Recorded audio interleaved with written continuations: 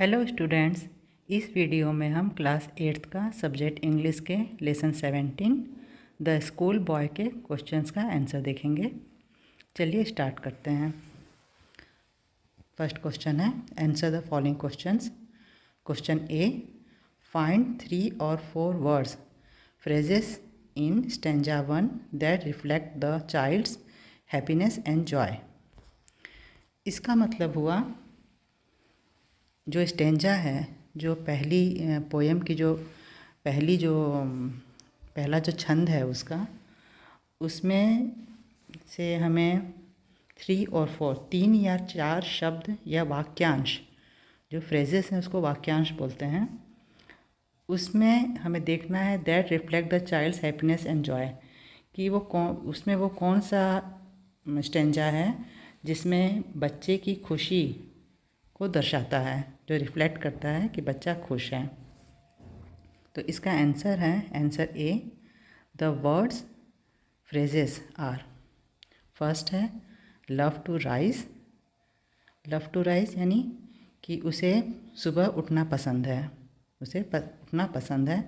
Second है skylark sings with me, जो skylark होता है उसके साथ गाना पसंद है, स्काईलार्क गाता है वो उसे पसंद है।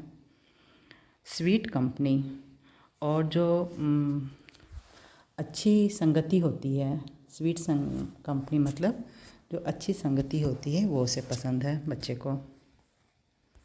Question B, in stanza 2 the mood changes, which words phrases reflect the changed mood. इसमें है कि स्टैंजा जो 2 है, पोएम का जो स्टैंजा 2 है, उसमें जो मूड बदलता है बच्चे का, वह कौन सा वाक्यांश और शब्द है जो ये बताता है कि बच्चे की मनोदशा बदल रही है, चेंज द मूड। तो उसमें है answer B, words phrases reflect the change mood are, जो शब्द हैं या वाक्यांश हैं वो निम्नलिखित हैं जो बच्चे के मूड को चेंज कर रहे हैं। फर्स्ट है it drives all Joy away. इसका मतलब हुआ वह सारी खुशियाँ दूर हो जाती हैं। It drives all Joy away, सारी खुशियाँ दूर कर देता है। सेकंड है इन साइन इन डिसमे। इन साइन का अर्थ होता है आह भरना, हाँ आह भरना होता है। और डिसमे मतलब निराशा। डिसमे का मतलब होता है बेचैनी या घबराहट, पैनिक होना, डिस्कम्फर्ट, ये डिसमे का अर्थ है, यानी कि बेचैनी या निराशा। Question C, a cruel eye out one, stanza 2 bracket में लिखा है, रेफर्स टू। फर्स्ट है the classroom which is shabby या noisy, the lessons which are difficult और uninteresting. Third, the dull uninspiring life at school with lots of work and no play. इसका मतलब हुआ एक क्रूर आँखें, एक क्रूर आई और वन, मतलब ऐसी क्रूर आँखें हैं जो स्टैंजा 2 में लिखी हुई है, उसमें वो क्या दर्शाती हैं, वो किसके संदर्भ में है। रेफर टू, फर्स्ट है the classroom which is shabby and noisy, shabby और नॉइजी। तो शैबी का अर्थ है कि वह कक्षा जो जर्जर है, और नॉइजी मतलब शोरगुल, काफ़ी जहाँ पर कोलाहल है, शोरगुल है। Second, the lessons which are difficult और अनइंटरेस्टिंग, वह पाठ जो कठिन है, जो मुश्किल है, कठिन है और अनइंटरेस्टिंग है, यानी कि जो जिसमें कोई इंटरेस्ट नहीं है, रुचि नहीं है, अरुचिकर है। थर्ड है the dull uninspiring life at school with lots of work and no play.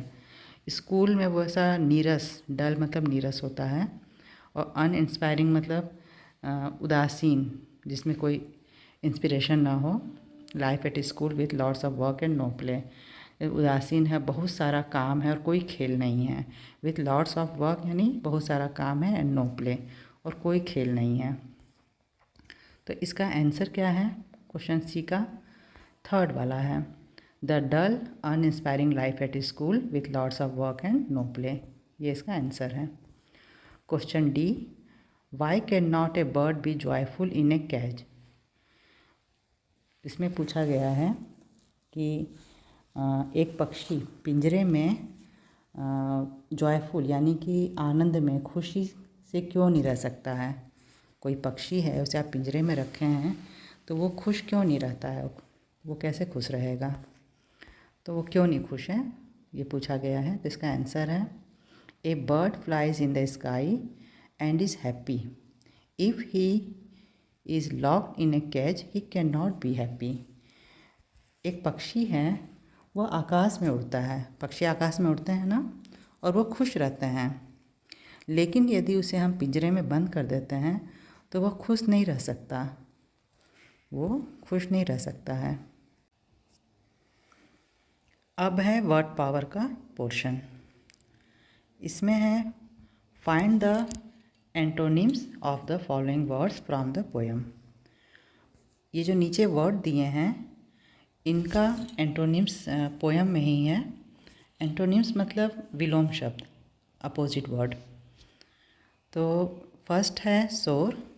शोर का मतलब होता है खट्टा, और हम जानते हैं खट्टा का अपोजिट होता है मीठा, जिसे हम स्वीट बोलते हैं। Second happiness. हैप्पीनेस का मतलब होता है सुख, और सुख का अपोजिट है दुख, दुख को हम सौरो बोलते हैं। थर्ड है राइस। राइस का मतलब होता है उठना, और उठना का अपोजिट होता है गिरना, तो यहाँ पर यह है ड्रॉप। राइस का अपोजिट ड्रॉप है। Fourth hard. हार्ड का मतलब होता है कठोर, और इसका अपोजिट है टेंडर। ऐसे अधिकांश हम हार्ड का अपोजिट सॉफ्ट बोलते हैं, लेकिन पोएम में जो दिया है वो है टेंडर, इसीलिए यहाँ पर हार्ड का अपोजिट टेंडर हुआ। फिफ्थ है डिसअपियर। इसका मतलब होता है गायब हो जाना। गायब होने का अपोजिट क्या होगा, विलोम क्या होगा, प्रकट होना, तो इसीलिए यहाँ पर है अपीयर। इसके बाद का पोर्शन है एक्टिविटी।